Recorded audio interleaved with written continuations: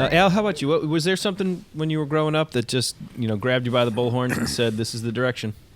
No. I just was doing it. I don't know. Somehow they thought I could do it. I had no idea what anyone was talking about except that I had a teacher in the 8th grade. Her name was Blanche Rothstein. I doubt if she's around now, but if she is, she's really mostly responsible for my... Blanche Rothstein. Yeah, Blanche.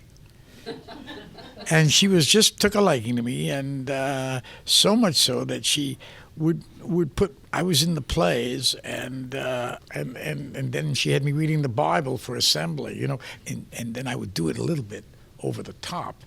Mm-hmm. Which has sort of gotten in my performances anyway. But I had that sort of reach, I always wanted to sing it or something, And I'd get in there and I would just get all turned on by the words. I thought they were so, And she saw something and went up to my tenement. I lived in a tenement on the 5th floor with my grandmother and grandfather and my mother. And I remember coming to my house, this woman.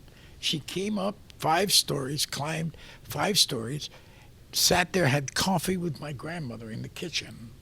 And I remember thinking, what are they talking about? I don't know, but it didn't work, really, because my family didn't understand what an actor was. This is that far back. It wasn't, but I found myself falling into it, and then I got into performing arts, which is a great high school, performing arts. I mean, I auditioned for it.